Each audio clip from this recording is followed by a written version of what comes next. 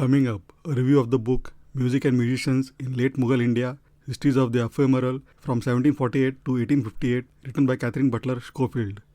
Namaste friends, my name is Shil Subramanian Paimal and you are listening to the Histology podcast. Before I proceed, a full disclosure. This book was bought with my own money and not been provided to me by the author or publisher. Little bit about the author. Katherine Butler Schofield is head of the Department of Music at King's College London and recipient of an European Research Council grant and a British Academy Mid-Career Fellowship. She is the co-editor of 2 volumes of essays, Tellings and Text, Music, Literature and Performance in North India and Monsoon Feelings, A History of Emotions in the Rain. Katherine is a fellow of the Royal Asiatic Society and the Royal Historical Society. Let me read what is written on the first page of the book. Quote, based on a vast, virtually unstudied archive of Indian writings alongside visual sources, this book presents the first history of music and musicians in late Mughal India from 1748 to 1858 and takes the lives of 9 musicians as entry points into 6 prominent types of writing on music in Persian, Brajbhasha, Urdu and English, moving from Delhi to Lucknow, Hyderabad, Jaipur and among the British. It shows how a key Mughal cultural field responded to the political, economic and social upheaval of the transition to the British rule while addressing a central philosophical question. Can we ever recapture the ephemeral experience of music once the performance is over? These rich, diverse sources shine new light on the wider historical process of this pivotal transitional period and provide a new history of music, musicians and their audiences during the precise period in which North Indian classical music coalesced in its modern form. Unquote. Some of the things I learnt after reading this book. First, I would like to quote what the author has said on page 17. Quote, the underlying quest of this book takes its inspiration from the figure of Orpheus inlaid in Pietra Dura in solitary splendor above the throne in Shahjahanabad's exalted fortress at the heart of the Mughal Imperial Society of Delhi, a figure with whom the Mughal emperor personally identified as a sonic symbol of his divinely ordained power. Unquote. Before picking up this book to read, I had never known about the figure of Orpheus above the throne in Shahjahanabad. That was a big revelation for me.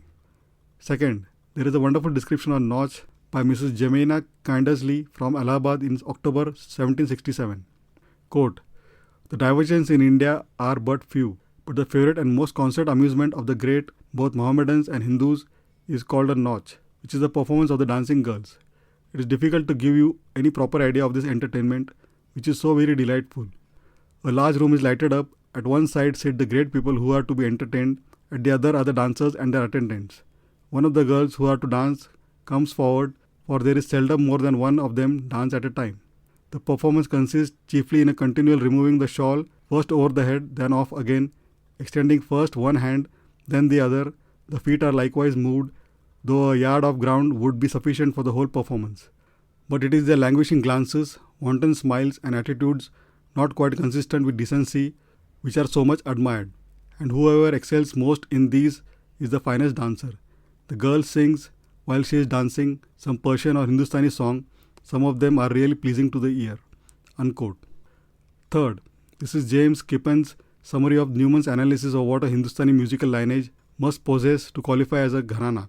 Quote, the gharana must have at its core a family, that is khandan, of musicians passing on a musical tradition from generation to generation through their disciples and students. A founder member with a charismatic personality, it must be represented by a living member of the original khandan, have a famous personality who is living, at least 3 generations of distinguished musicians representing the musical tradition and a distinct and unique musical style. Unquote. Fourth, the East India Company was in India to pursue a colonial project designed entirely to benefit themselves.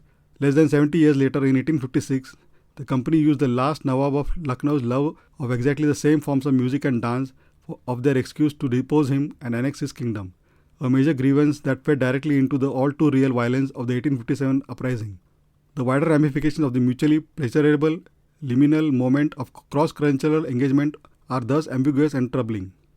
Fifth, in April 1806, the assistant British resident of the Mughal Emperor in Delhi, William Fraser, wrote a letter home to his father in the Highlands of Scotland. Quote, on one of the late Musalman festivals, I accompanied the king to the mosque and was much struck with the dignity and humility with which the whole court offered their prayers to the Almighty. At this time, I was constantly at the side of the king and could not but admire the extreme of nobility in his gait, aspect and mien. The loss of his eyes does not at all disfigure his countenance, but the history of their loss and of his misfortunes exalts to the highest of our pity and our veneration. On his death, and not till then, we may say that the line of Timur is extinct as a dynasty, beginning with the lame and ending with the blind. Unquote. Sixth and last is figure 2.3 on page 43, which shows the connection between celestial bodies, musical notes, elements and effects. In my opinion, that in itself is worth the price of the book. Conclusion. I am personally not a very musically literate person, but I really like this book as it contains many stories about which I had no previous knowledge.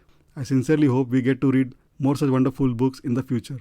As the author states on the last page, quote, "So many stories remain untold in this book. It should be clear by now that it is not because Hindustan's musicians and music lovers left nothing to speak of behind. It is because I do not have the many lifetimes I would need to tell them all. I will leave that for you to do. For the very least we historians of the ephemeral can do for Eurydice and for Orpheus too is to sing their songs once more." Unquote. I give the book 4.5 out of 5 and highly recommend it. The book is available for around rupees 725 on Amazon India and for around the same price on Flipkart. It is available for 110 USD on Amazon USA. I have given the respective buy links in the show notes. Please check them out for the latest prices. Last but not the least, thank you for spending your valuable time listening to this book review. Really grateful. Please don't forget to subscribe to the Histology podcast on your favorite podcasting app and also feel free to leave a review. Also, please check histology.com for all previous episodes. Thanks and looking forward to hearing from you. Take care and bye.